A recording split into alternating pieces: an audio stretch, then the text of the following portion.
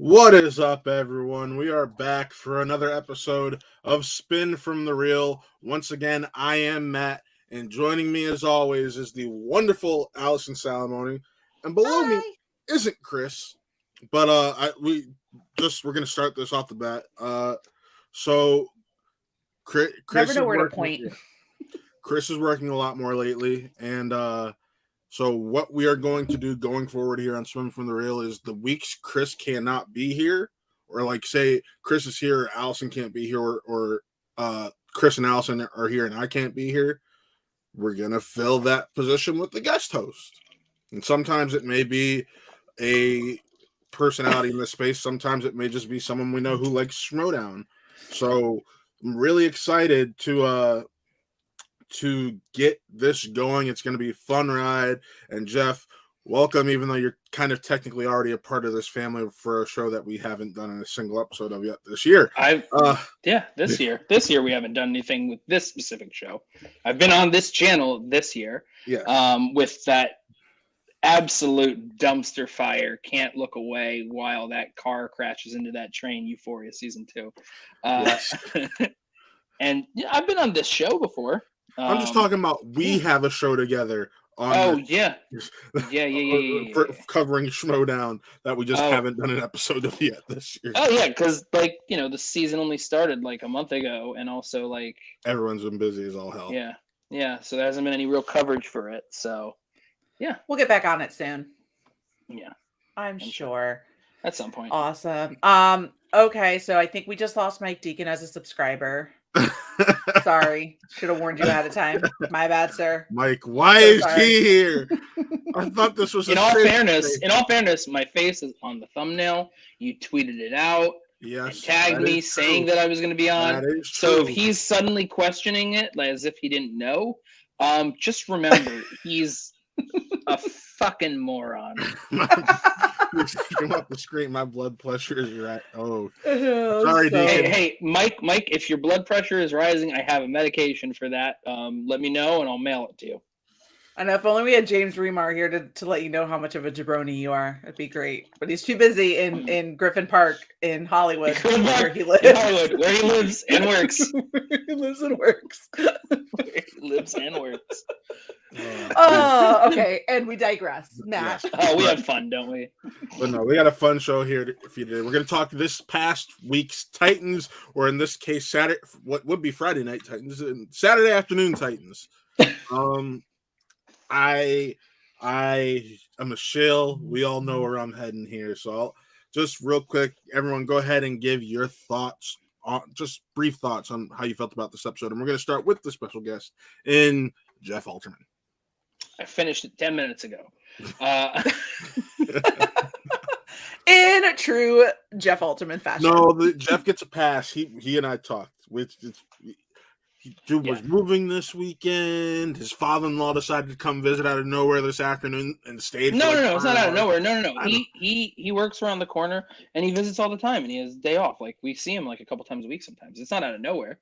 No, it was just poor planning on my part. It took me until the afternoon to realize, oh shit, I should probably watch this before coming up.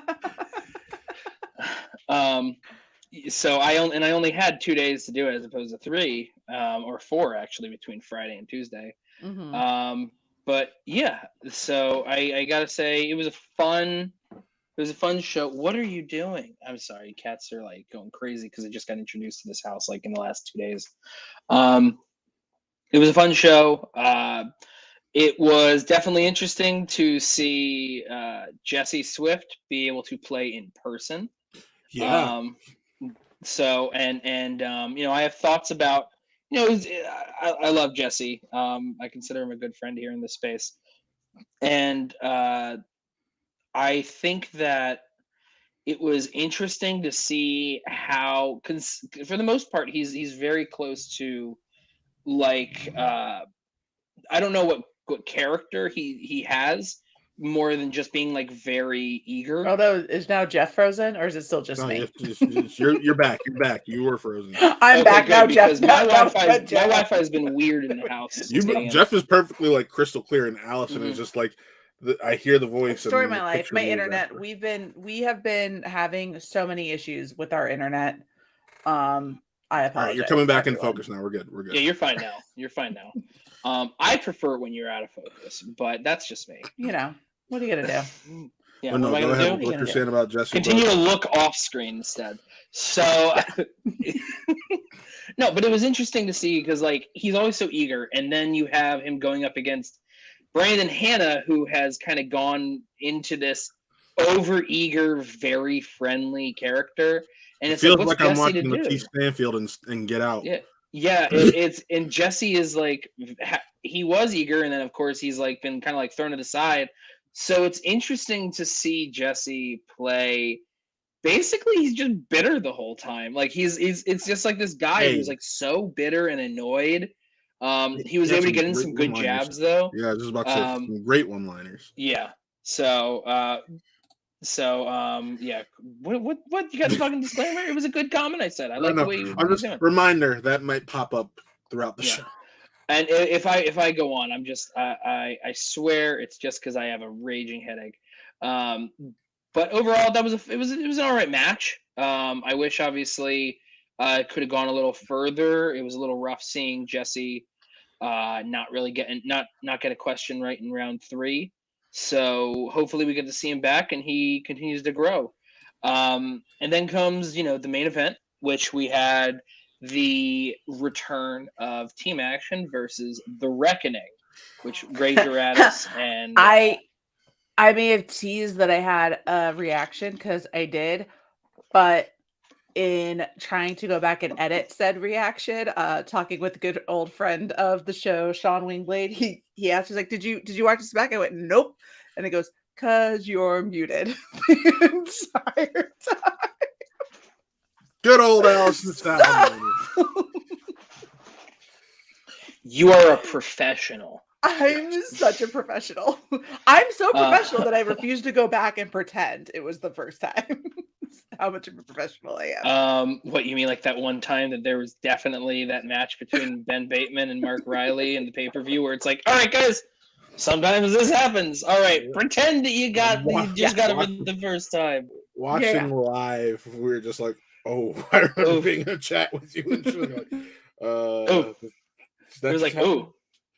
I mean, it was interesting. I mean, Allison, what William just said, say audio upload failed. That just reminded me. You know what you should have done, Allison?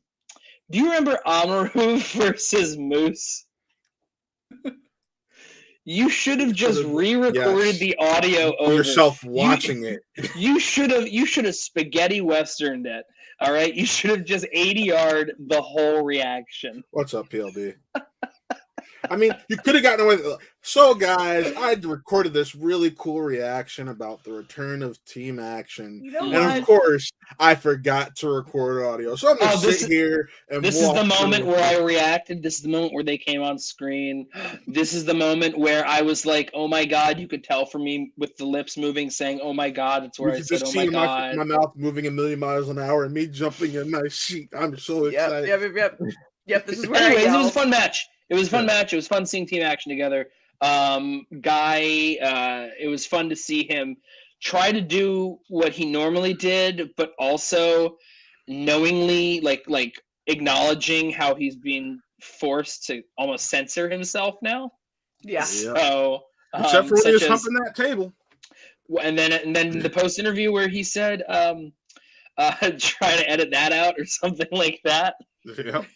And then Lomas had a killer joke response. Just now you'll have to marry that table. Yeah. But before we get too far into it, we should pull up this wheel and go over these slices. Or else we're just going to talk about the matches all day long. Yes. Yes. So without further ado, let's share this beautiful, beautiful wheel. We have, of course, cutting the scenes, Hornet v. Jackal, Sophomore Surge, which is still spelled it wrong this time again. Oh, I'm tired. Soho more Surge. I'm tired, boss. I was up till 4 o'clock. I'm tired, Grandpa. Yo, here. Yep. Keep my wife's name out your fucking mouth. Top 3, everything but Wheel Slice of the Week, Wild Card, and Team Action returns. So that's the wheel for this week. So I'm excited. I'm ready to get things going. How about y'all? Let's go. All right, and without further ado, Jeff, you're the guest. Give it a little spinsky. Give it a little touch. Oh, This digital wheel. I feel everyone's pain with it. I swear to God, this reel's fucking rigged. I'm into All it. right. I'm into it. I finally got a team action match, like live. Like I finally got to like I didn't have to go back and do a rewatch and hear everyone talk about team action this and back in the day that. I got to actually watch one, and it was everything I wanted it to be and more. I loved it. I understand exactly what everyone means now when they talk about Andrew Guy and the type of and his character work. It was phenomenal. It was so good. And they played so well off of each other with the reckoning with Radis and Lomas. Like that matchup, and it just makes me think of like other new teams that are out now that would match up. Like, I would love to watch a team action versus ruling class match. Like I think that would be really, really fun. But it was amazing. As soon as that piano music hit and I learned what was happening, and all of this was in a wonderful reaction video that has no sound. that's your fucking fault, Allison. I I have no sympathy. I have no sympathy. Where's the belts? They're with other people at the moment. So, anyway, proceed. Because if Chris was here, he would have notes on the match. I took none. So I'm gonna let Jeff go. So I thought it was a lot of fun watching them together. I think one of the best moments of interplay between the two was in round 2 during the firm question, asking for the firm, and they're whispering, and then Guy just goes like, "He's not an Austin Powers." yeah. the original Austin Powers, and Ben just goes, "All right, just go with what you think." It's like, oh, the firm. Just It was so good. So if we start at the beginning, right? So Andrew Guy, and then not only that, you end up having 3 perfect rounds in the first in round 1. Rager getting a perfect round, baby. Rager got a perfect round. I mean, just like, and it's classic, right? Like classic team action when Lomas gets the first question wrong, and like and Andrew just very loudly laughing at him, soft for like just fucking with people. Mhm. And then he flips it around and he goes, "I did not get the wrong answer." Like it's just amazing. It was so good. And then like let's also we can't deny that there were questions that didn't just like that just happened to fall. Like team action getting a Gavin O'Connor question where with the warrior in it. Like we all know how they feel about that movie. So that worked out really well for them. It's a pretty good movie.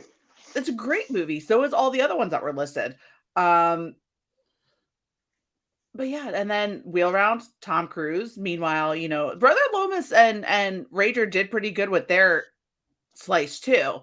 Like they did all right. But they had the one steal, which sucks.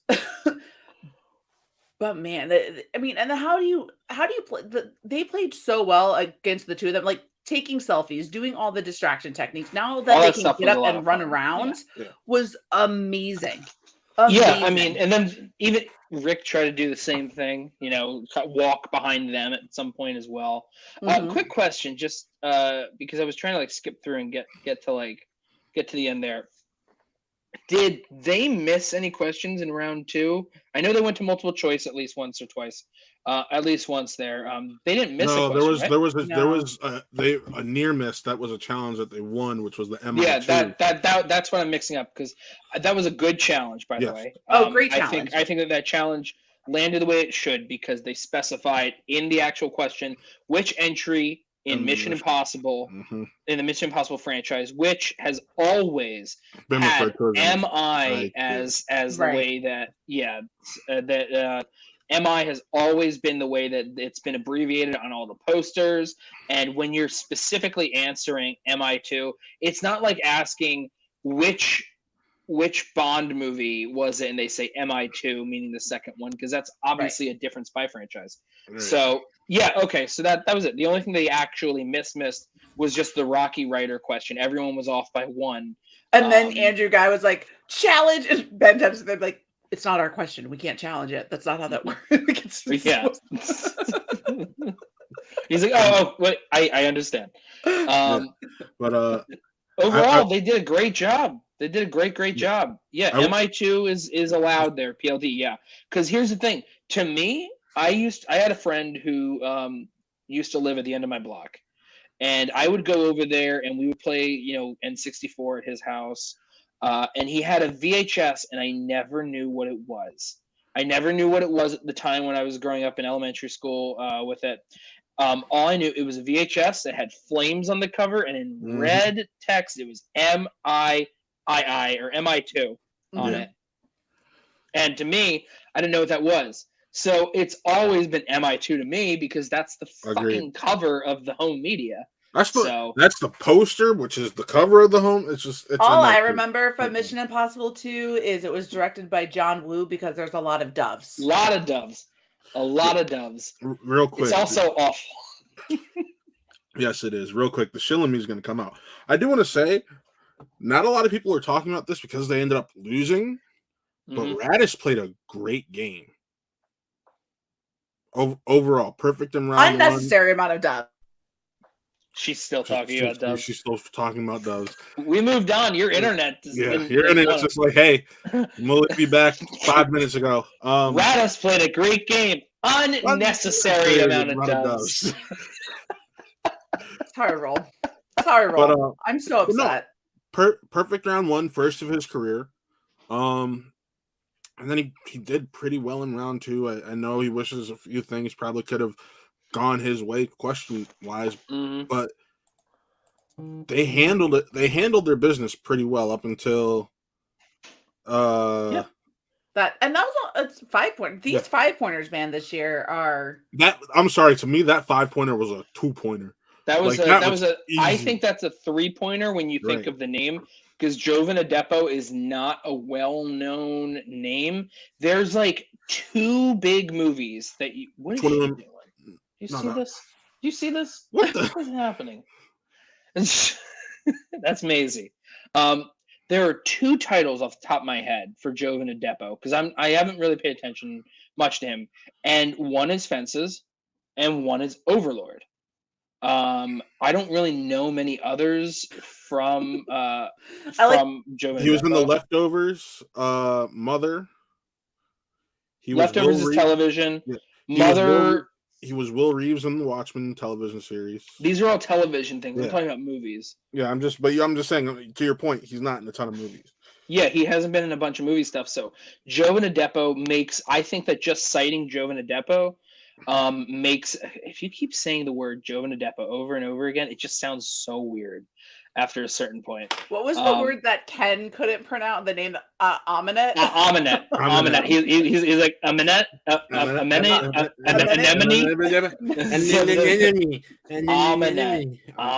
But no. Aminet. Here's the thing. There's only 2 movies I know in Denzel's catalog that involve his son playing sports, and He Got Game. He Got Game. This is not. Yeah, that's like a 17-year. That's like a 17-18-year difference. Yeah, right. It's like I'm like, it ain't He Got Game. That is Fences. Yeah. So I mean, chances are Jovan Adepo was like a child at most when He Got Game came out. Yeah. So there you go. So yeah, to me, it wasn't a hard question. And here's the thing. The other thing. It could be the others. Here's the other thing when it comes to that question, and I know Radis may give me shit for this. You should know that an NBA player played his son in He Got Game, and his name was Ray Allen, not Jovan Adepo. Yeah, all time, or now second all time 3-point shooter in NBA history. Just saying. To be fair, Yeah. I completely forgot about his son in Fences. I love Fences. I think it's a fantastic movie. It's a fantastic one-watch movie. It's too sad to watch more than once. Right, think but it's also good. that it's a fantastic movie with not just him, but Viola Davis steals the show in that entire. I think she's great. I think they're good. I personally, I think I admire it more than I like it. I think that it's far too playing to the back of the theater type of way that it feels like it would work beautifully as a stage play. As a movie for me, it felt like it wasn't well adapted. No, I'm saying I don't think it was well adapted and performed for film. Yeah. But here, real quick, Jeremy Miller, that is correct. I've heard that from multiple people involved with the Showdown. This is a one-off. I'm honestly not disappointed, because as much as I loved seeing action, I'm pretty sure Guy loves being on the desk more than a lot of people know. So. He's so good at it. He loves the desk stuff. I mean, come on, he with everything with Clash Royale and all that other stuff. Yeah, the Rundown said it too. Said the guy who's occasionally appeared on the Rundown and done work for them in the past. That guy there, PLD, with his stupid profile photo. Hey, he got his Ed Harris question this weekend. Let him be. Damn it, PLD. That's the first thing I said too. I don't need to let him be because he got his Ed Harris question. So fuck him. Who cares? He got what he wanted. This is true. I mean, I would have liked to have seen. I wish they could have gone, just because I wanted more team action. I wish they could have gone for their at least 2 or maybe 3. I'm right there with you, Lego. I'm right there with you. In there, but I'll text them right now and tell them to fuck off. But I just think they gave us, and I know that of course, again, everyone's like, that's a team version of team action. Back in the day, they were, more aggressive or whatever. But I feel like they hit every note that you would want them to hit with a return. We got Guy calling Jennifer Jessica in the post interview. Mm-hmm. We got Guy interrupting in the post interview. And I got something to say. And then just, kind of stopping with it. You got every comedic point that you would want to get out of team action on top of them just kicking ass. Guy gets his first perfect round one, which was awesome to watch him. The whole lead up to that where he was just like, did I get it right? And Ben's like, show him, find out. And his genuine excitement of having a perfect round was so fun. He did a river dance. Yeah. So I'm glad we got all of that because because now I can finally I finally feel like I'm really, I guess, action army now, because I finally I don't have to just be a fan from what I've learned or what I know. I finally got to be a part of one, and I'm good. Would I love more? Of course. But I'm glad that I've got something and can finally say I get it. I understand it now. I get the hype. And now I want more, and they're not going to give us any more, which makes me sad. Doesn't make me sad. I think Ben is destined for bigger and better things, and I think that was a way to give fans closure to team action, in my opinion. Mm-hmm. Granted, if they had lost again, or if they had lost, maybe they would have proceeded to do more. But they won. It allowed team action to go out on the way that they would have wanted it to, not the I'm slamming you into a goddamn table. And Bibbs, people thought Bibbs' table died for nothing. No, because it's a one-off. So Bibbs' table did not die in vain.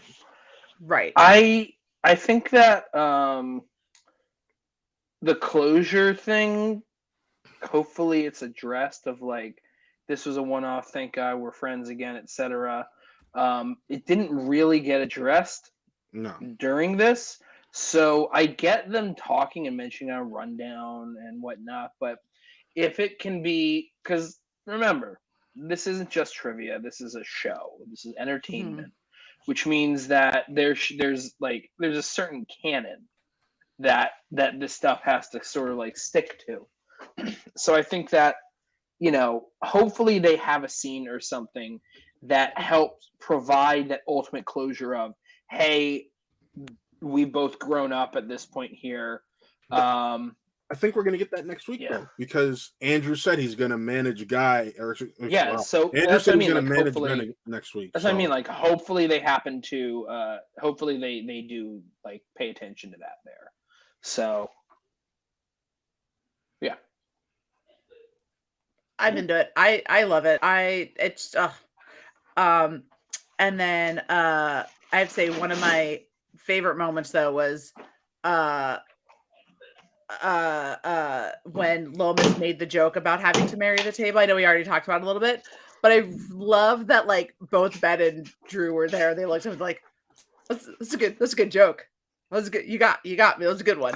That was a great joke. It was a great joke. And I love that they gave him his flowers for it because that was perfect. And then and if we get to cutscenes, we'll talk about it then toward like the post-match interview, Lomas just kills it. The character work that these rookies, now sophomores, have brought, I think is so important. Radis with his sweet robe and Lomas and how he did everything that he does. It's just, you're muted, Matt. What'd you say? I said robes, his closet full of robes. I love it. I love the robes. Mm-hmm. And I loved Loma. I thought it was really fun seeing Lomas in person and like watching him play in person rather than in like the black and white of the digital era. Like William Harrod saying Lomas smiling in all of the selfies with like Radis is like frowning and he's not just that, he was obviously like so very stern, and then right before they hit, he goes. It was absolutely right back perfect. to it. It was so good. Mm-hmm. It was great. And then when they did their little dance as they came up to the podium, Radis was like, "Come on, brother Lomas," and he just does his little thing. Oh, I loved it so much. They're killing it. I loved the post match where he's like, "You defiled the table." This is all right. Cool. It was amazing. With that though, it was a lot of fun. It was a lot of fun, but let's move on to our next spin. Hey, look, it magically got fixed. So let's give it a go. I know what I'm hoping for.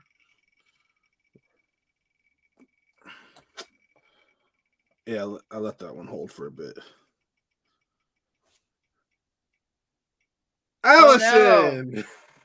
Okay, so for this week, this will be we will not be spending 20 minutes on this. So we'll probably have 4 wheel spins in the night. We probably will. I'm gonna go back to something because I wanted to do this in our first stream when we introduced the wheel, but I want to bring some sunshine and positivity to everything right now. Oh, so no, I want us to go around and we have to say 3 nice things about a Showdown personality that we have gone on the record of we cannot stand. So, but there's no Showdown personality. Not that we cannot stand, but a personality that we may not be the biggest fan of, or a decision, or a person in general, and we need to say 3 nice things about them. Okay. Jeff, we'll go one by one. Jeff, start off with the first one. All right, cool. So regardless of how many people feel, including myself, I think there is no denying the impact that John Roca has had on the Showdown as we know it. I think that character wouldn't be where it is if it wasn't for what he started to do. I don't necessarily agree with the idea because someone was a foundation that makes them one of the greatest of one thing or another, but he's always been consistent. And even though he's not my favorite, he's definitely someone that is important in the legacy of the Schmodown as we know it today. Look, man, I'm only doing this because I was prompted. I think that it's admirable to have gone out on his own and utilize the good cultural cachet that he's sort of accumulated for himself in the Schmodown amongst many people that were his fans in order to create a channel the size that it has been in order to kind of get the access that many other reviewers and whatnot have. And it's always good to see more people be able to grow in the space when using the Schmodown as a launch pad, as opposed to just coming to the Schmodown with fans. If you're able to lead with it, I think that's even better. And 3, he does wear the cowboy hat pretty well. There we go. I love it so much. Okay, Matt, your turn. Allison, I gotta think. Hey, Allison, also, fuck off. Allison, no, I gotta think because I don't really dislike anyone or anything. Really. Everybody loves everybody. Everybody loves everybody. I'm trying to think of something I've genuinely had an issue with. So 3 nice things about PLD. No, I'm just kidding. I love PLD. And she froze. Good dead air. Perfect dead air. We're gonna drop her real quick till she's. All right, so I guess 3 nice things about PLD, and she's immediately ejected from the stream. Ejecto seat, cuz. Hey, Lustrino, where you at? No, fine. Actually, even though because I love the man, I'm gonna say 3 nice things about PLD, and because, like I said, there's not really any decisions I have issues with. Like there may be ways things turned out that I had issues with, but decisions, no. But I will say 3 nice things about PLD because PLD has been someone who's been kind enough to take me on under his wing the last year. He got me involved with the FCL, and he's genuinely someone I can just go to and talk movies with or Schmodown with behind the scenes, and just a genuinely good guy. He's also very knowledgeable and he's funnier than people give him credit for. And he's less slanderable than Jeff Alterman. So there's the 3 nice things about PLD. Okay, I'm gonna try this again. We're gonna try this again because I do the same thing. I have to do the same thing that Jeff just had to do because I have very, very vocally made specific comments in general, but agreed that there would not be character work without Mr. Roca. The individuals that I've had the chance to talk to and communicate with over on the Ultimate Schmodown After Show have all been very kind to me. Really it's Saul I've talked to a lot, and it was John Barr and Mike Shea a little bit, but John Barr is awesome. He's great. Yeah. So he has had a very, very nice crew that I've been able to get to know and hang out with. And he gave us a really fun match for his send-off against Dan Murrell at Spectacular. And he still got the belt with it. So say a nice thing, Allison. I did say a nice thing. I said 3 very nice things. I've not been around long enough to. She has more. Like, you and I have been around for a couple of years, so like. Yeah. By the way, just to clarify, because I point out specifically John Barr is great. I only said he's great and no one else because I haven't communicated as much with the others on the show because I'm sure they're all great and lovely people, but I haven't communicated with them for sure to the extent I have with John Barr, which still hasn't even been a lot. But I'm sure they're all great people. They're wonderful over there. Yeah, they're very nice. So, but PLD, my nice things that I was going to say about you are that you're very, very nice and funny. And I appreciate your friendship and all the hard work that you put in with your question writing. And Ed Harris is fine. That is definitely not a fucking nice thing that you just said there. Did you even hear your tone of voice? Allison, how can you be so nice and You shady all at the started same it. time? You started it by That's saying, talent. Ugh. Did not say it like that. You Yeah. went, Ask PLD, Lego. Ask PLD. play back the tape. Watch it on the replay. Yeah. Lego, it is a talent, and I'm very proud of myself. I watch a lot of Real Housewives, So and does other Paulina. Bravo reality shows, so I does Paulina. emulate. Is Yeah. Bravo where Below Deck is? Yes, Is and it? I love that show Okay. too. Paulina just had that on the other day. I haven't gotten into the sailing version of it, but all the other ones I watch. But Matt, you have to figure out something that you're- I did. You my said nice three. things about PLD. That's not. You like PLD. The world I knows like you like most- PLD. I like most of the stuff and people in this Showdown too, if not all of them. So that was my three. Fine. My out three. was that it was about someone who wasn't change even it a part of it. Here's the thing. Then I'm going to change it for you. You have to give three. I just want to. That's not how this works. I'm hosting. That is how it works because it's a Matt, wild you have to card say and we're still three going. bad things about a good person. Three things that. I'll start. Matt, your breath stinks. All right, Matt. We're gonna play either or with you, okay? And you got to pick your favorite out of the two. Ready? Matt, isn't this great content? Ready? See, you should have just made something up. But we're gonna go Winston or Jay Washington. Winston. Okay, just making sure. Who else we got? Mark or Christian? I'm clipping this out, sending it to them. Fuck. I've had more conversations with Christian, but I've had one really fun conversation with Mark, so that's kind of hard. So Christian, when I've talked to him, it's always been business and Showdown. Mark was just talking as two guys who love sports and Showdown. So I'm gonna go with Mark. Okay.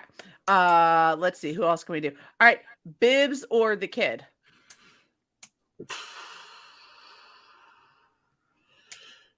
Due to me being more familiar with Bibbs and just the impact he's had on this league and me because of it, Bibbs. Okay. Jeff or Buck?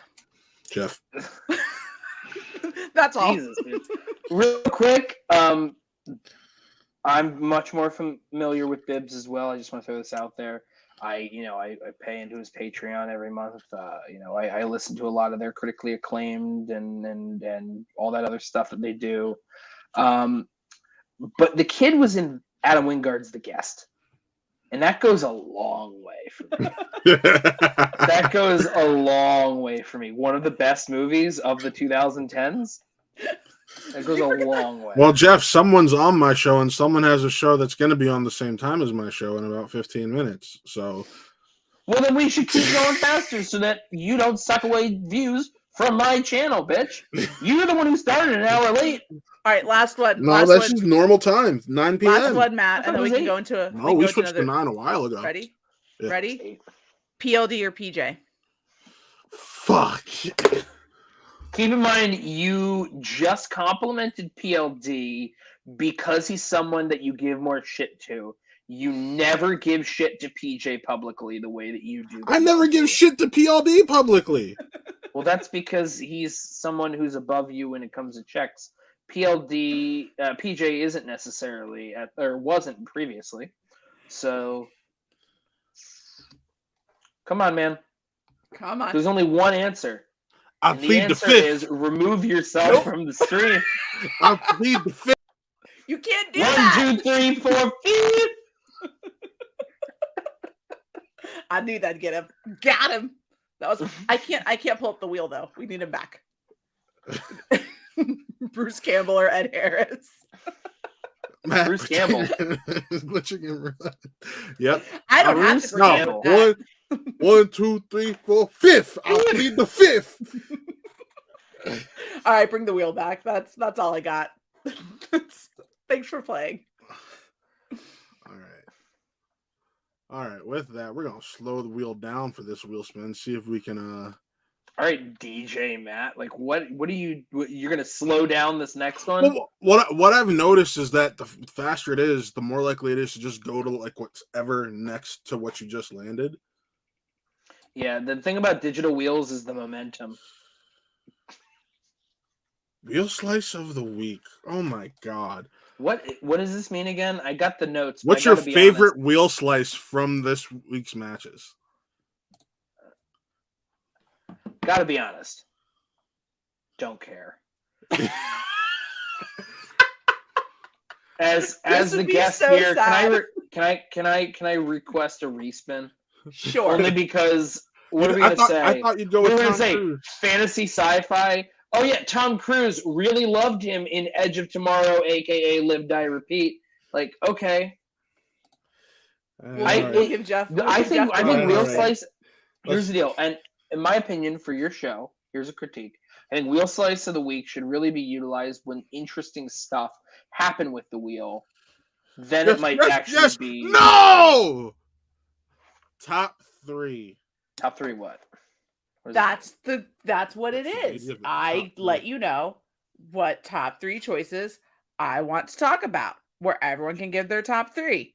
So we can start easy and go into and this is just to get to know people, just talk.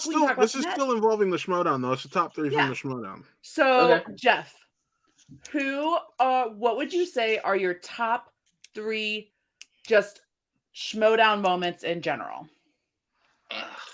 We'll do one each and go around 3 times. Top 3 Schmodown moments. Just give one for right now, Jeff.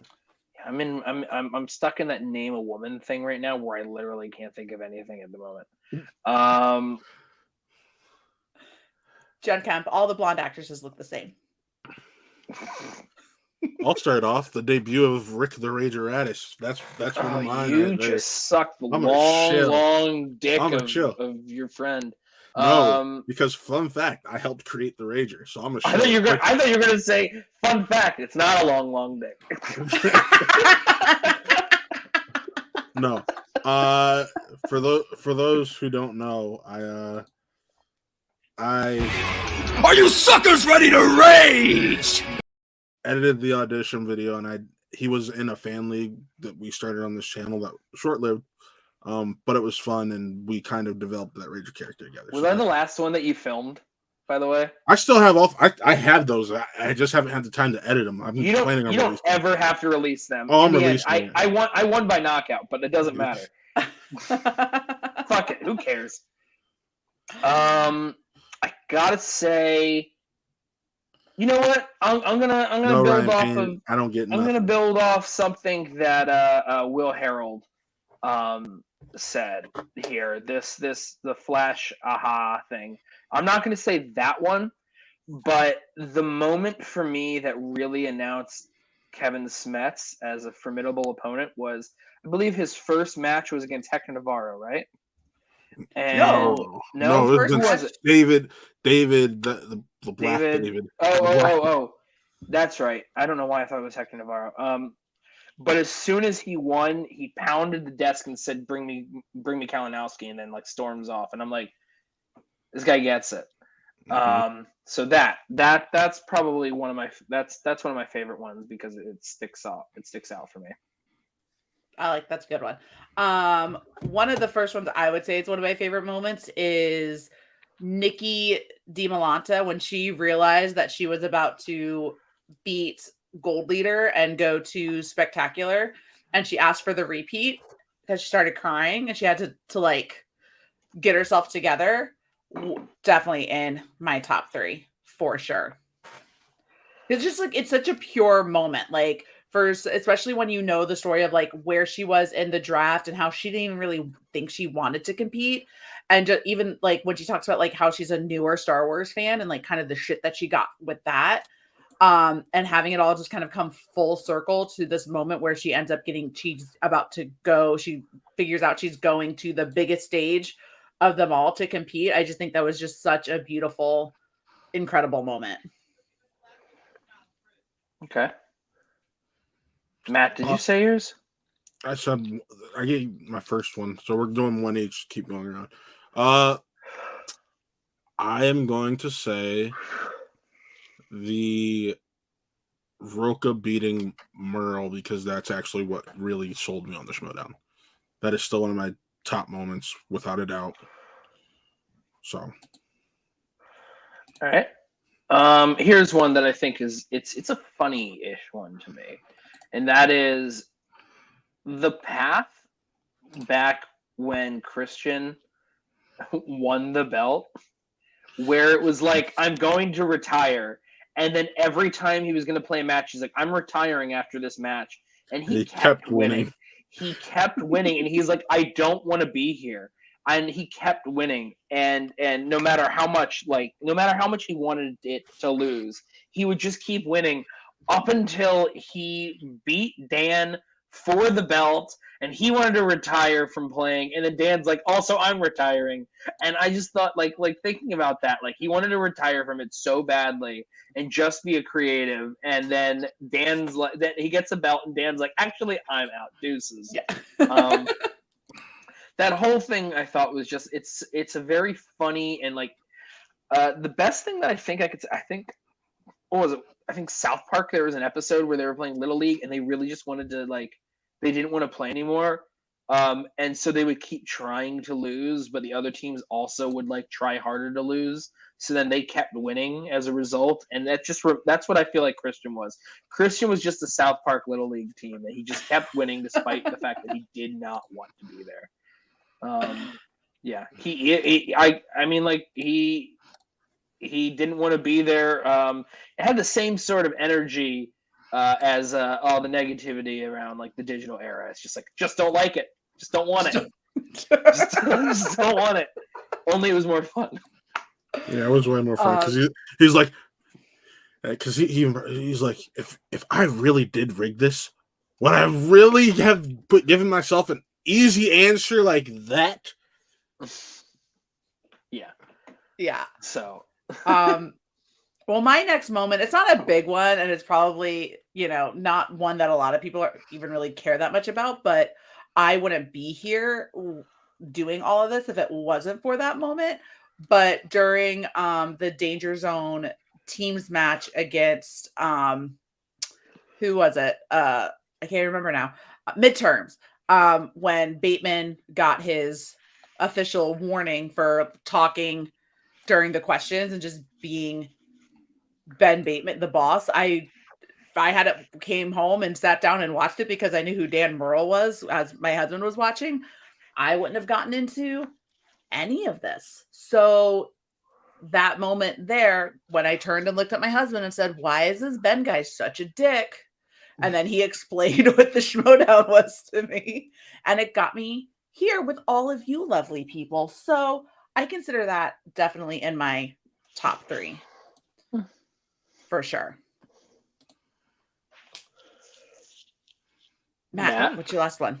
Last one would probably be the Chicago live event because that's where I met Chris. Oh, that's so nice. So, and I got to see Ben Bateman live. I got to see Damon defend his title. I think that was for the first time, if I remember correctly. And then I got to see Who's the Boss versus What's Roxy's now defunct team that featured Snyder and Draco. I don't know. Yeah, that was a cool one. Yeah, so. I mean, like, I feel like it's such a gimme to just say, like, this past spectacular, getting to be there and witnessing it and being a part of it. From just like the whole event that day, getting to be there, the energy in the room. It's not a give me because somebody on the screen couldn't go. It's pronounced gimme when it comes to like this specific context. Rude. But fucking rude. What you are, Matt. No. So I gotta say, yeah, I mean, like the spectacular was, we had Exchange was like prepped to dominate, and then they just fell apart there at the end. like right at the finish line. And, you know, we got to see Marisol defend for the second time, which was awesome to see. What was this, the first spectacular where there was no new champion. There was no belt exchange. There was no new champion by the end. There was a guy in the audience, and it was fucking Matt, I don't know if you remember it. There was a guy in the audience who was cheering and screaming and like applauding, but like at all the wrong moments. He would scream and yell people's names, but like during the match when everything is quiet, and we're all sitting in the back. We're all sitting in the back there, like, this guy needs to shut the fuck up. But like in retrospect, it's just so fun to talk about. Well, Jeff. To be fair, that entire weekend, that's a 36-hour. You were just there and back. So I mean, look, it's all outside of hanging out with all you guys and the winners and being able to meet my big brother for the first time in person. None of it. Like, I mean, no, I got it. I mean, like, there was that all the way through the after party, which was I don't know. I've never watched two drunker people dry fuck each other in public before than I did that night. Just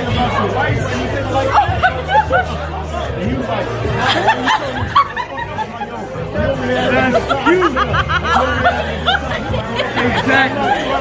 Enjoy time before. See, Crystal made it on the show tonight. Oh man, yeah, that guy. God. That whole thing, hanging out with Harper was awesome. Yes, and he's there and in like his full like Den outfit, except he washed off the makeup. Wait. And the makeup. The makeup. I heard his reaction to watching his entrance was priceless. Yeah, because he was just like, does it look like I'm in blackface? Even though it's green, telling the story about how when he tried a different shade of green, and it was like, it looked like he was the Grinch from how bright the other shade was he tried. Oh man. Anyways, it was a great day. Like everything about that from the Showdown perspective, it was just so much fun, and getting to see everyone and hang out with it all, and it goes beyond the Showdown. So yeah, for sure. No, I think that makes my other top moment would be, since I wasn't at Spectacular, but being in New York for my first live event and getting to meet a bunch of you and watching Marisol defend and watching Griffin Newman just go to town and just dominate. That's why we went originally, was we wanted to go watch Griffin Newman because we're both fans of him just in general. So that was kind of like where the plan first originated, to like go to New York. And then I just started getting like deeper and deeper into everything. And with New York, that was when I first started chatting with Ben Rayner on joining Mount Schmodown. And again, got to meet you, Jeff, in person, even though Jeff was like, yeah, come say hi to me. I went up and said hi to him. And then he basically like told me to fuck off by like turning his back and continuing to talk with Coy. That's Jeff. I was in conversation. I also wasn't sober. There were a lot of things. There were a lot of things happening. There were a lot of things at the time. I was hanging out with the Den at like a bar around the corner beforehand. So I was already like good and ready by the time I got there. So, but it was really fun. It was so much fun. It was nice to like be in that atmosphere and really kind of the beginning of my, real big kind of deep dive and love into all of this. And I know I came in, and I say it all the time, coming in late in the game, but like, I've really enjoyed being a part of it. And I think without having gone to that New York event, I don't know if like any of this would be happening for me right now. So yeah. Marisol defending was incredible. It was great. I do want to correct Pardis here when he says Jeff ditching me when we were going to Denny's. I was gone by that point. My soul had left my body, so I don't know who ditched you. Everyone, not you, Pardis. He ditched everyone. I ditched everyone because I had to be up early in the morning for a flight. Jeff just got. I said I was going, and then I just went in a different Uber. So. It happens. Yeah. But also, Jesse here, I love how none of us will forget the dry fuck Nope. I have you ever seen two wacky waving, arm flailing, inflatable tube men fuck each other? We have. You sure did, which is wonderful. All right, real quick before we go into our next one, just real quick, top 3. Jeff, top 3 favorite Schmodown players, go. Probably Past, present, But I was about to say current or all time. all time, whatever, current or past. Matt, you go first. Dan Merle, John Roca, Ben Bateman. I'd say Dan Merle, Ben Bateman is on there as well, and then the third one for me is probably Mara, actually. Yeah. I wish Allison froze in a very judgmental face.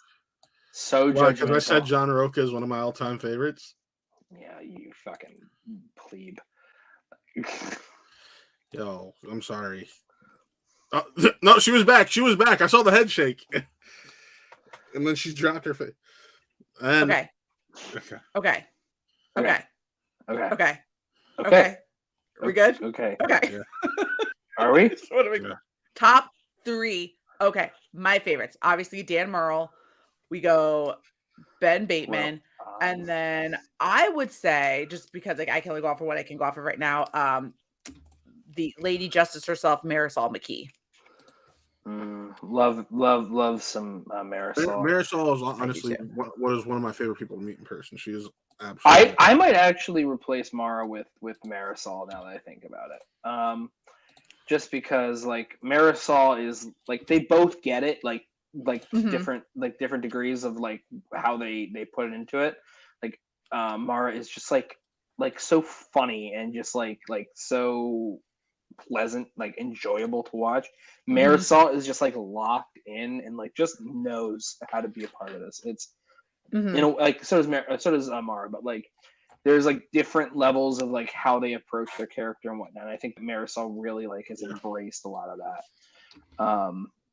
And yeah, Marisol, great. I have some photos of her and Chance arm wrestling on my phone from New York the night before. That was a lot of fun because like one of the photos has Gucci in the background just like staring like this at them, and it's real weird. It's like very like classically creepy Tom. I love it. Classically creepy Tom. Like the picture that we have of him. What's that picture that we have, Matt? That picture. Hold on. There's this. I know. Yes, that one. That's any photo of him. I don't know how that's different than literally any other photo that anyone. It's every photo of Dagnino, and I love Dagnino. That's awesome. All right, I think we got time for one more. One more. Yeah, we definitely got time for one more. Let me open this. It's only 10 o'clock Eastern. All right, and let's get this puppy going. I know, Leo Logan, my poor internet, man. We're getting a new router this week. It's just everything but. Matt just wants to put the Jeff disclaimer up. All right. No, there's a Matt disclaimer with this one too, because I might piss some people off. This is where we can talk about anything and everything that we've been seeing so far.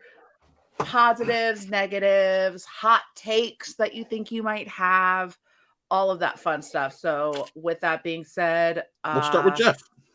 Okay, Jeff.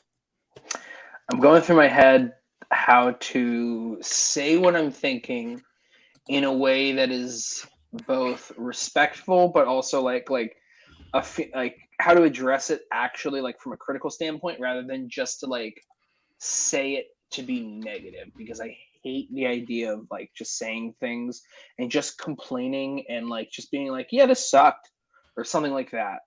The idea of complaining for the sake of complaining. And also like I come from a place of where when thinking about it, because I want to talk briefly about Roxy and the Stars and how I feel that she's approaching her character work and where I feel like it might be falling short. But I also want to like make sure, because I also know that like when people want to, comment on something like Roxy or really any other female in the space, like it always feels like so many people come, they do it from like this awful like sense of like attack, exactly, and I want to make sure that if I don't say that in a way that comes off that way, because it's certainly not how I mean, but I know I can say things that are a little ruder than how some others might put it. So if it sounds like I'm ruder or like in attack mode, let me know, because I'm not trying to be that way. I'm trying to like make sure it's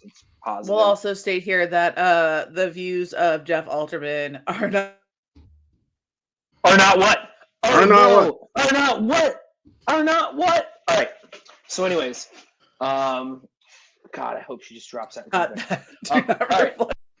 So annoying. Right. I'm so upset right now. So, all right, let's start with this most recent cutscene. It's very fun to see Harley be, go back into the heel mode that he was when he was in FCL. I like that. Yeah. It's what everybody complained about missing last year when Roxy has had one. I love Nick. He's great. Roxy has had one win this year, and that was Ethan Irwin versus Janine. Janine has shown some great strides as a player. Yes. Ethan's Ethan.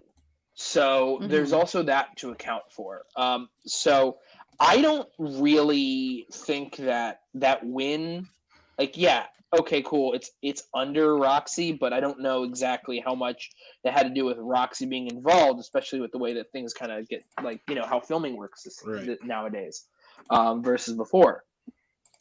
I think that between getting Chundru and him losing, and then who else has she had play so far? Is it just Chundru? Just those two. And so she's 1-1 this year. One of them being Ethan versus Janine. The other one is Chundru versus Smets. And I just feel as though her big wins last year came from Janine in the singles tournament going up against and that's really it. The stars were just absolutely falling apart last year. Yes, they were. And the problem with heels, the problem with heel work is, which Roxy has clearly always been a heel, is that when you keep losing, you need to recalibrate how you actually approach, your character work, how you approach your smack talk. Because if you keep losing, then we're not going to believe you. And this year now, she's back, and she has Chundru, and he lost. And then there's Ethan. Okay, cool. But Ethan, it feels like that was going to be inevitable anyways. Obviously, anything could happen to Gibbons Showdown, but still. I disagree vehemently, William Harold in the chat. Roxy absolutely killing it this year. I think that Roxy is killing the vibe that she should be giving off. So it feels like she has turned it into more where she's talking very softly, and she's talking as if she knows everything, and she is the most competent one out of all of them. And we need to bow down to her because she obviously is the best there is. She is such a great, great manager, but she has such a strong losing record behind her from the last year.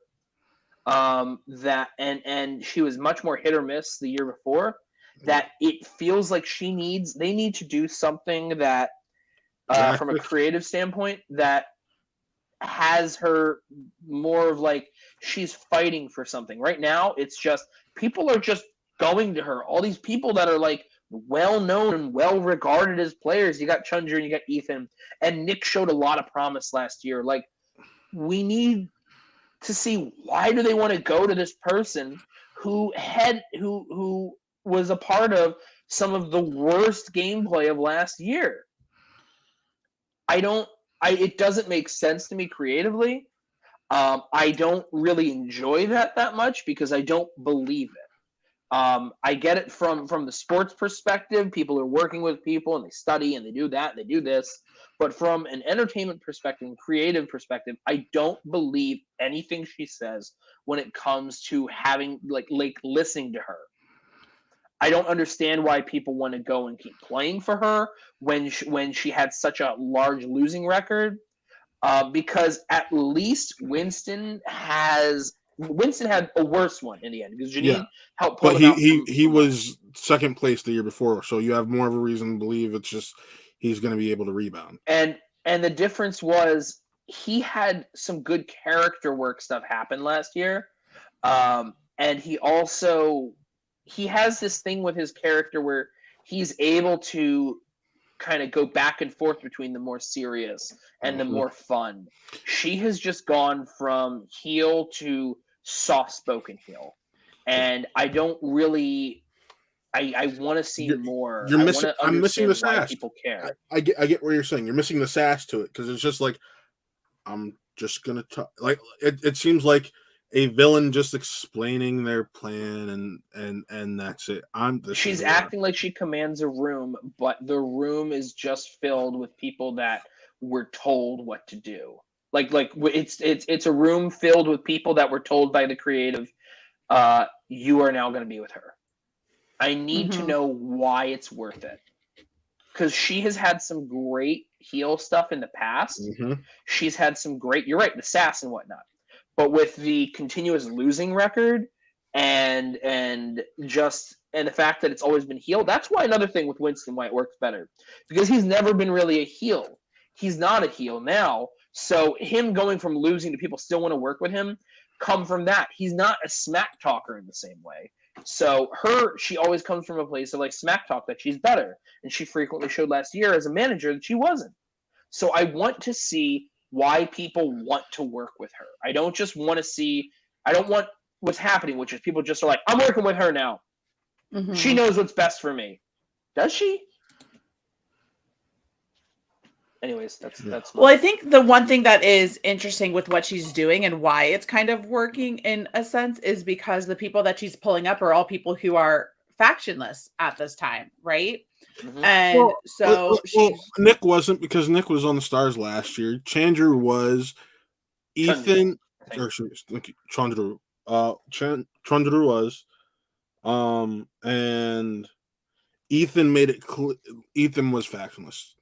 Right. So two out of three. We don't know. Well, technically, Nick wasn't on the Stars because he was, but then when they made their announcement, he didn't have anyone that he wasn't necessarily on the Stars at that point because she had announced Janine and Alex, and that was it.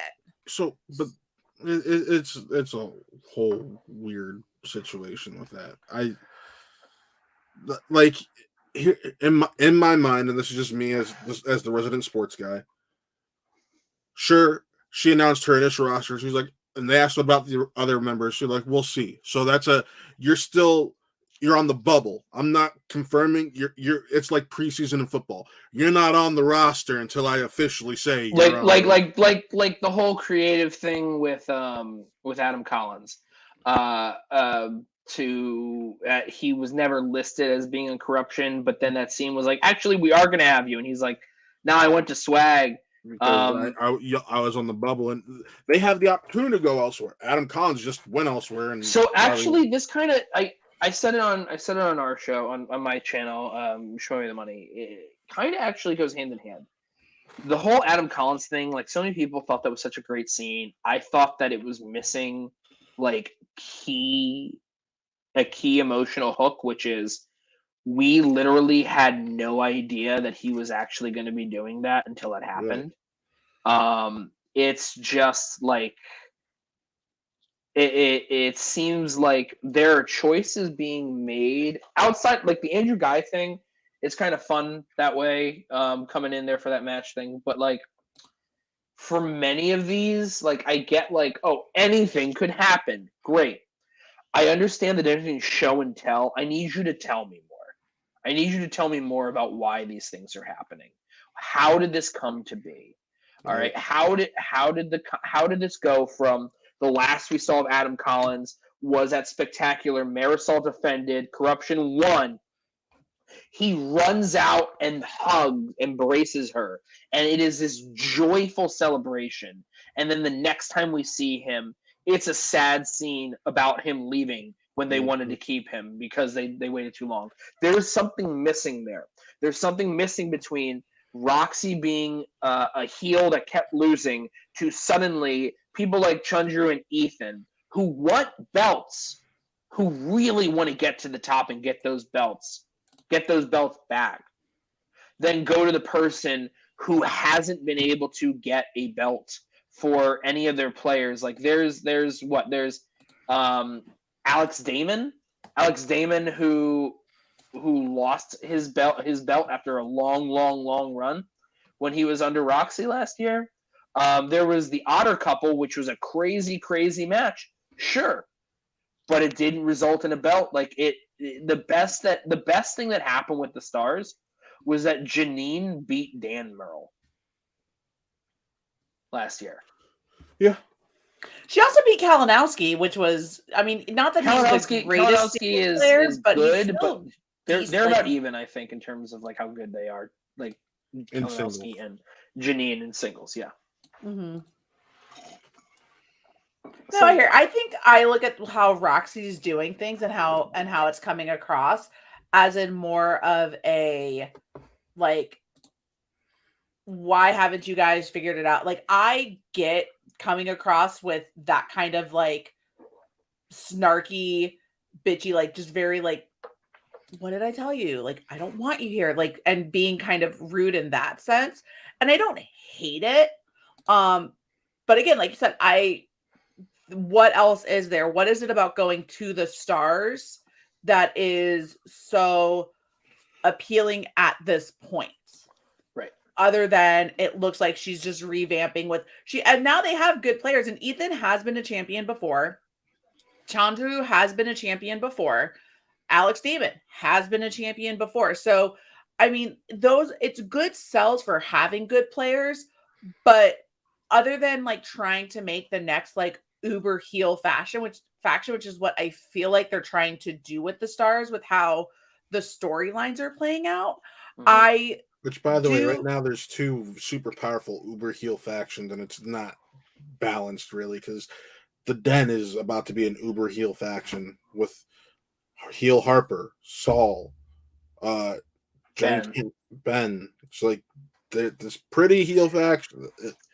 I don't think Kemp's a heel. I think she's going to be more bitey this year, but you get what I'm saying. Like they're very much Bateman.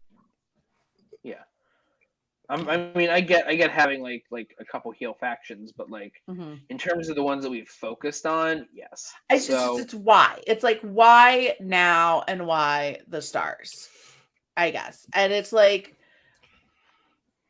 I agree. I wish there was more that we're getting, but I'm also kind of doing the benefit of the doubt thing of like everything like lately I feel like things that have been these little bit of slow burns have kind of paid off a little bit. And there's like there's obviously a rhyme or reason to it, and they might get to it, and I hope they do, but I can understand where I don't think it's worthy of some of the hate that it's gotten, but I can see why it's not being as well received as I think like I said, people want it to be. It's definitely just a matter of, and I think the more I speak about it, the more I was able to, I guess, kind of like crystallize like how I feel about it in my mind.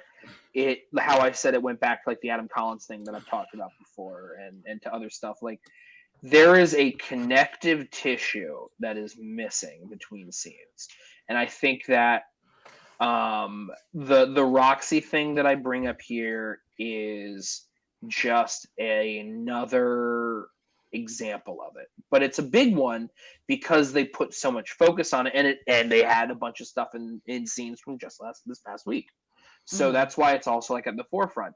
But it is also like, you know, I also don't understand why she went to like such a more like, quiet voice type thing. Like just her delivery is just and I don't know what the All right. Well, before we go, I'm gonna say my everything, but I'm probably gonna piss a lot of people off. Hold on, I want to pull up Chris's comment here really, really fast too. Because he said, he goes, her legacy as a manager is more than enough to prove why I would want her to manage me. Last season was not kind to her, but that doesn't make it But why her would I legacy, want. and if Chris was here, I'd tell him this, and Jeff kind of hit on it. Her legacy as a manager is a mixed bag at best. I think that one of the big things is under her, Jeff Snyder went on that crazy run, right? Yep. But let's also remember her success is tied to like 3 players. Everyone else. Her success is tied to a couple players, one of them being Jeff Snyder. It's not managing him, it's getting a guy to just stop, to calm down. That's not managing him as a player. That's getting him to I don't know. It's a weird thing where it's like it's not strictly speaking managing. It's like, hey, we're both from Boston, so cut it out. Yeah. So I think that her managing. I think the best example of her managing, if I may interject, is Janine last year. Yeah. That was her best example of managing. Otherwise, she had Alex Damon, who had the knowledge. She had Jeff Snyder and Mark Andreyko, who had the knowledge. And she didn't have to really manage them. Like, other than that, what other real successes has she had? Chris is coming there. This is the other thing, though, Chris, with about the character of Roxy.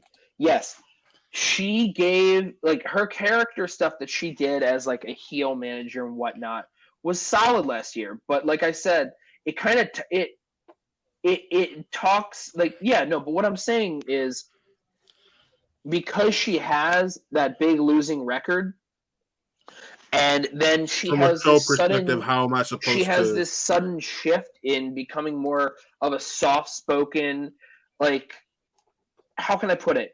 The drug dealer woman from Euphoria season 2 that used to be a teacher. She's very just talking like this, and you need to understand what I'm saying and listen to how I'm saying it. How do you not get it right now? There is something from her character that is missing this year from the way that's being delivered from last year, and from a creative standpoint for a show, that connective tissue is missing in order to make it work from a storyline perspective. So sure, from a gameplay perspective, maybe if we're maybe we just move to the side. I think still creatively there are reasons why I don't believe. I still think what happens from a gameplay perspective should play into the storyline, because if a manager is not having any real success, then storyline wise, how can you make sense for these major players to want to play for them? That's my thing. Yeah. No. But before we start doing our goodbyes and everything, I'm about to say something that's going to piss a lot of people off. You're going to say it and then immediately end the stream, aren't you? No. So why don't we get the plugs in? No. And I'm going to say this as politely as possible, because I know a lot of people really love team action. I think the reveal could have been handled in a much more dramatic and entertaining fashion than it was. Specifically the reveal, right? You're just talking about the reveal? Specifically the reveal. It's just the reveal. Because you built up this... Ben had to find someone. He hadn't been able to find anyone. I think it would have been more entertaining to have Andrew start off at the desk in that moment. And then Ben comes out, the timer's going down, and he's giving a spiel of, I tried to find someone, this, that, and the other. And he could have been, I think I have one more option, but I have a trick up my sleeve, and hopefully it'll work, but we'll see. And he could have pulled a say anything, hit play on his phone, and you just hear that action theme. And then Andrew just gets up. Is this what I think it means? From an entertainment standpoint is where I'm getting from. I get what you're saying. The Right, exactly, Corey. On your left, it'd be an on your left moment because that's something fans have wanted. This was something fans have wanted for years. Yeah, Partis. What he's saying is, in this hypothetical, how would he have done things differently? Rachel wouldn't have been at the desk at that point. Also, Rachel wasn't at the desk for that match. That was Ken at the desk. That was Ken, yeah. That's the whole thing. They can't do that stuff. No, that's why they had that they had that newer off-brand version, and he could have played that, and it would have been the same effect. Yeah, I mean, there's probably more ways they could have gone about it. I think it was fun getting the intro though, like as a player, because we got the build up with for people who are like big Team Action fans, when you go with a record of 6-4, like with two knockouts. Get that after the fact though, because it could just as Andrew's walking off from the desk, Christian can then start giving that, because at that moment you know what's about to happen, and once Andrew gets up there, have him hand him a pair of shades or his shades, and you just get to see him put them on. Just from a dramatic standpoint, that's just my opinion. Yeah. I don't think that what you said is in any way, I don't know. I don't think that it would have like the I'm going to piss off a lot of people reaction that you just set it up as, because because what you just did, you didn't just list a complaint. You listed this is what I think, here's how I think it could have been done better, and you said it in a way that, to me at least, was more respectful. But yeah, this might have been it. There what Kelly is saying here, there might have been other ideas, but there's production option. Like, remember, there's stuff that goes on there with like what they're able to do with filming and maybe timing and how people are able to like get there and COVID restrictions and all this stuff. So maybe they could have had other ideas. This is the one that worked best for them filming wise. But granted, you're still using the same camera angles in this, because there's still the camera pointed at the desk. You still have Ben standing over there in the corner. And no camera angles are changing. It's just simple actions. And you're also like right now, like this is the other thing. I don't disagree with you. I liked what happened, but I also don't disagree that maybe there are ways that can be improved. I think that I think that, like the thing here what Kelly said though about there might have been other ideas, but there were limits in production options. I actually believe that when it comes to something like this conversation, it doesn't matter what the other production options are. This is here's something that happened creatively, and I wish that they had done it a little differently. Because like when we see a movie and we hear about how terrible like production was on the movie, it doesn't really matter, because if the quality of the movie is good, then it's good. If it's bad, we don't just blame the production for it. It's still bad. I mean, like, what was it? The production. Doug Liman is a great example of this. He directed. Most of his movies have like bad production like woes during it. Edge of Tomorrow was a fucking disaster to shoot. It came out to be possibly the best movie that he ever made. Love that movie. Chaos Walking had an absolute garbage fire of a production, and it came out and it was awful. They both had it, same guy behind it. So we don't just say Chaos Walking Chaos Walking could have been better if it had a better production, or if maybe if the things behind the scenes were different. Could have still been bad. So, I mean, yeah, we could talk about hypotheticals and maybe there were other things that they were planning, but this is what we got. Yep. And because this is what we got, canonically speaking, within the Showdown as a show, there are things that can be different. And I think I like what happened. I also like the hypothetical different version that Matt has suggested. I like them both. I actually think I like Matt's a little better, personally speaking. It could have been really fun that way, for sure. And again, like Kelly said, we don't know production-wise what could have happened, what they tried to do, what they did. But, I mean, I also agree with Chris, though. It's kind of a bummer that it's just a one-off. But I also get it. Like, Guy has been very vocal about how he feels about playing, you know, and he's been very vocal about where he's at and what he wants to do and what he wants to bring. So, you know, I get it. But for everyone else who really, you know, maybe a live event, maybe, I don't know. We all can just kind of keep hoping, but, you know, no one thought that they would ever come back again, and they did once. So who knows? Maybe eventually we get it the again. great PLB said something a little bit earlier. Yeah, maybe at a live event or something. I guess the thing is, like and how this DX is where every now and then. this is where it's difficult to kind of like read into. There's the, you know, the idea of like, if this is a one-off right now, it's supposed to be a one-off, right? Yeah. He says he wouldn't be shocked. But if it's painted as a one-off and it's only going to be a one-off, then it's only a one-off until it's not a one-off anymore. Right. And then it's like, are you selling it as something they do? Are they not doing it? I get the idea of people show up and they do this stuff every now and then.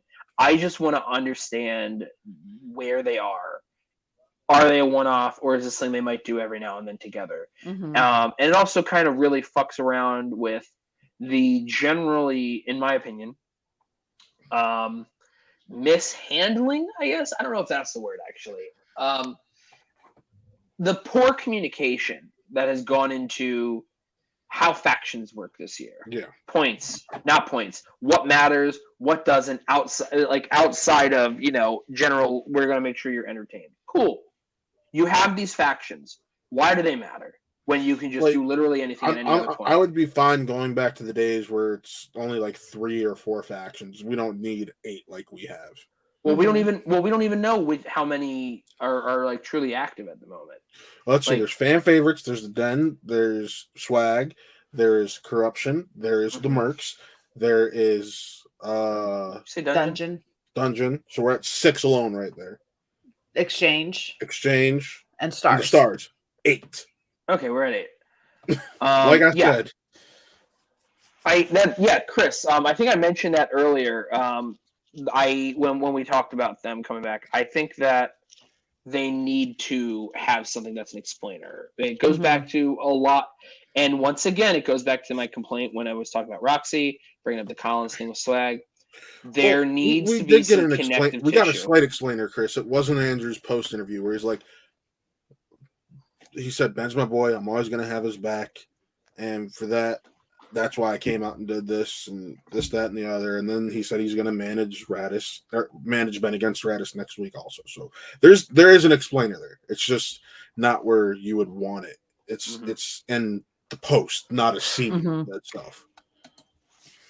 I kind of wish we got a cutscene of Ben like asking people to partner. Like I see it too. I think that would have been good. I think like I said, but production, like, I get it. Things are. We need I understand they can only film so much stuff. They do this, they do that. They have these little scenes.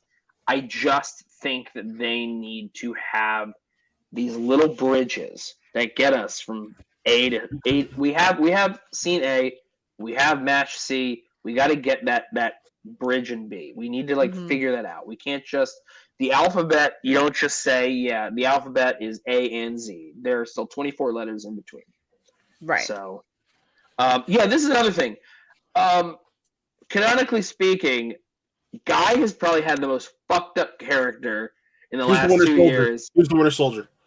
I would like to understand what the fuck they're gonna do because they just washed their hands of the Shmominati thing like real quick at the beginning of the year. Yeah, and see that's another reason.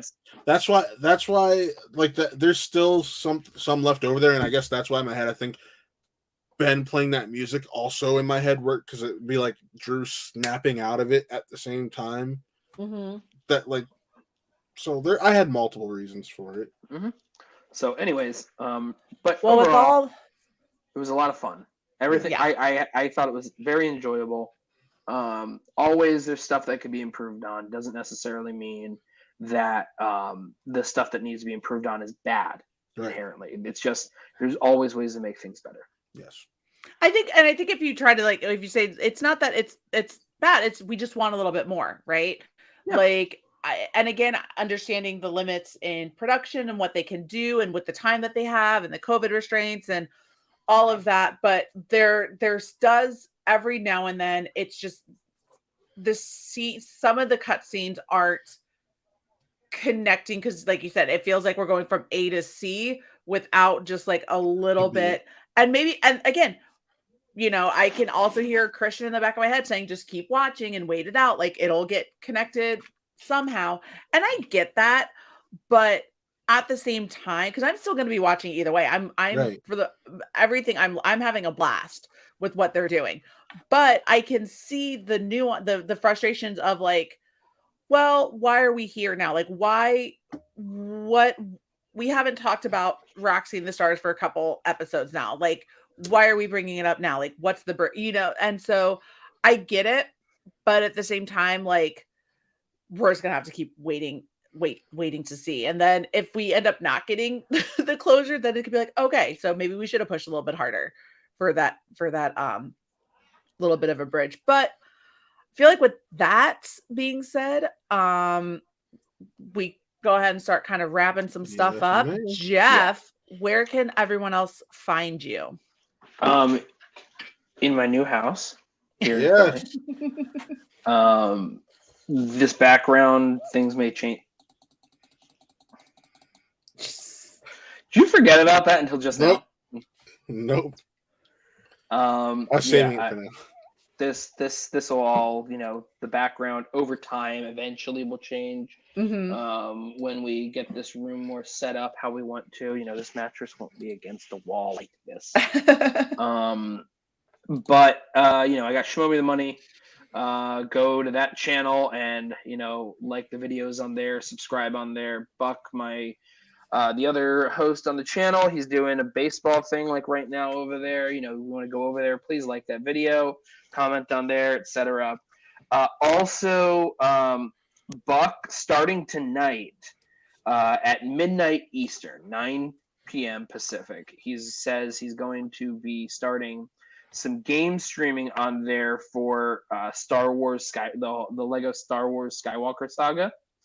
He'll be doing a playthrough, I guess, in chunks streaming on there. We also have our show that'll be tomorrow night, probably at like 9 or 9:30. I don't know, maybe earlier. Who knows? Where we'll be talking about all the matches from this past week, but also we'll be talking about the week before with the Ellison Bibiani and Mickey Levine match, just because of all my moving and whatnot, wasn't able to do an episode this week, so I want to make sure to go over that episode of Titans as well. I believe we might actually have our good friend Shug stop by to talk a bit about that, since that involves Ben, and he sure does love the Den, or Bateman, and also the Den now. Other than that, hoping for the show that's shared between myself and Jesse Swift from the Flick and Reel podcast channel, which you should also check out, like, subscribe, etc. Disaster Piece Theater, hoping that'll be coming back soon in the next few weeks with another fun movie to watch along with. And that's it. I don't have anything else going on. I'm tired. Allison, go ahead.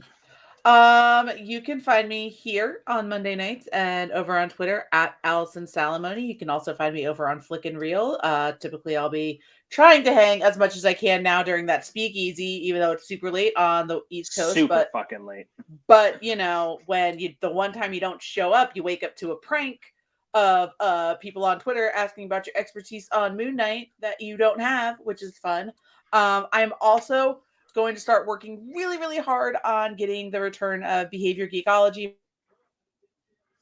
And she froze. And she froze. It is the return of Behavior Geekology. Audio podcast. Part of the Flick and Reel podcast. She's back. Am I back? Okay. Anyway, I'm working really, really hard on getting that back up and running. Had to take a little bit of a hiatus on it due to just some personal things that were happening. But we are looking at getting that back up and running very, very soon. So you can follow that on Twitter at ABA Geekology. And that's all I got. Matt? All right. couple quick plugs. One, for those close to or in the Cleveland area, at the end of this month, Fan Expo Cleveland is going on April 29th through May 1st. Tickets start at $37 for adults and are $12 for kids per day. And you can go see all these wonderful actors and voice actors and celebrities on this screen right now at Fan Expo in Cleveland this month. Tomorrow, my review for Fantastic Beasts: The Secrets of Dumbledore drops. Really excited to be sharing my thoughts on that with you. And eventually, I'm doing this because Jeff is here. Eventually, this little thing will be coming back, but I am showing the thummy for our side of things going forward, and we're going to be playing off of the new format we have over here at Spin from Real, and that is our post pay-per-view hangouts for Schmo Me the Real. And if you gotta pay attention, there's a little disclaimer at the bottom. It's not a Showdown related show, so yeah. Oh man, I can't wait for you to learn how to spell one day. yeah, it's always one letter that I always forget. Always one. It's like JTE. It's like JTE and release dates. You're always off by one. Just always one. Always one. Good times, y'all. Well, this was fun. Jeffrey, thank you for hanging out with us tonight. And I'm going to steal the line from Matt and say, remember, folks. No, I'm hosting. Hold on. No. You got that last one. Remember, folks. Jeff, go ahead. Remember, folks. Make sure to take plenty of fiber every day. Drink a lot of water. Spin from the real, not the peg.